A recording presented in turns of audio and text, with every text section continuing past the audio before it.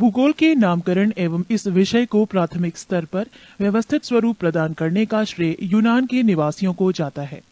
भूगोल शब्द को परिभाषित करने तथा पृथ्वी की परिधि निर्धारित करने के कारण यूनानी विद्वान इरेटोस्थेनिस को भूगोल का पिता कहा जाता है। एक्टियस ने अपनी पुस्तक पैराडाइज में सर्वप्रथम भौगोलिक तत्वों का क्रमबद्ध समावेश किया। इरेटोस्थेनिस ने भूगोल के लिए सर्वप्रथम जियोग्राफिका शब्द का प्रयोग किया।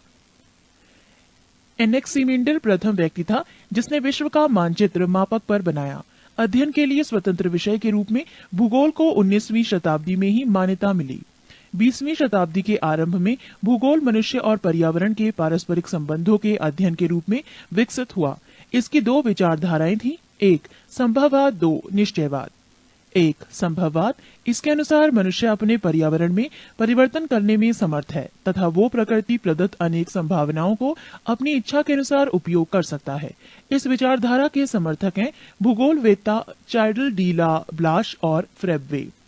दो निश्चयवाद, इसके अनुसार मनुष्य के सारे काम पर्यावरण द्वारा निर्धारित होते हैं, अतः मनुष्य को स्वेच्छापूर्वक कुछ करने की स्वतंत्रता कम है।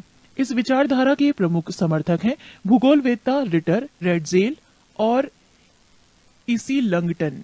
भूगोल की कुछ परिभाषाएं। एक, भूगोल एक ऐसा स्वतंत्र विषय है जिसका उद्देश्य लोगों को विश्व, आकाशीय पिंडों, स्थल, महासागरों, जीव जंतुओं, वनस्पति, फलों तथा भूधरातल के क्षेत्रों में देखी जाने वाली प्रत्येक अन्य वस्तु का ज्ञान प्राप्त कराना है। स्ट्रेबो।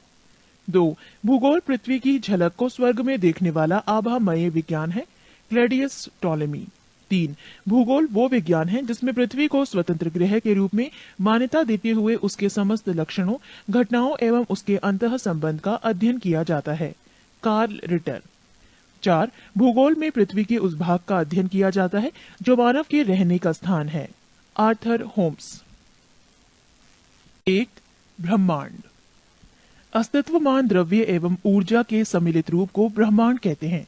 ब्रह्मांड के अंतर्गत उन सभी आकाशीय पिंडों एवं उल्काओं तथा समस्त सौर परिवार जिसमें सूर्य, चंद्र आदि भी सम्मिलित हैं, का अध्ययन किया जाता है। ब्रह्मांड उस अनंत आकाश को कहते हैं जिसमें अनंत तारे, ग्रह, चंद्रमा एवं अन्य आकाशीय पिंड स्थित हैं।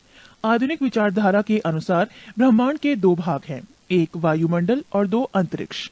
ब्रह्मांड उत्पत्ति की दो प्रमुख वैज्ञानिक परिकल्पनाएं हैं। एक, सामान्य स्थिति सिद्धांत। इस सिद्धांत के प्रतिपादक बेल्जियम के खगोलविद एवं पादरी एब जॉर्जर लेमेंटर थे। दो, महाविस्फोट सिद्धांत, बिग बैंग थ्योरी। ये सिद्धांत दो सिद्धांतों पर आधारित है। एक, निरंतर उत्पत्ति का सिद्धांत, इसके प्रतिपादक गोल्ड और हरमेन ब्रांडी थे। दो, संकुचन विमोचन का सिद्धांत, डॉक्टर एलन सैंडेज इसके प्रतिपादक थे। पृष्ठ 104।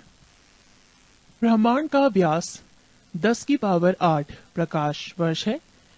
मंदाकिनी, तारों का ऐसा समूह जो धुंधला सा दिखाई पड़ता है तथा जो तारा निर्माण प्रक्रिया की शुरुआत का गैस पुंज है, मंदाकिनी गैलेक्सी कहलाता है। ब्रह्मांड करोड़ों मंदाकिनियों का बना है। हमारी पृथ्वी की अपनी एक मंदाकिनी है जिसे दुग्ध मेखला या आकाश गंगा मिल्की वे कहते हैं। अब तक ज्ञात इस मंदाकिनी का 80% भाग सर्पिला स्पाइरल है। इस मंदाकिनी को सबसे पहले गैलीलियो ने देखा था। आकाश गंगा की सबसे नजदीकी मंदाकिनी को देवयानी एंड्रोमेडा नाम दिया गया है। नवीनतम ज्ञात मंदाकिनी गैलेक्सी है, ड्वार्फ मंदाकिनी।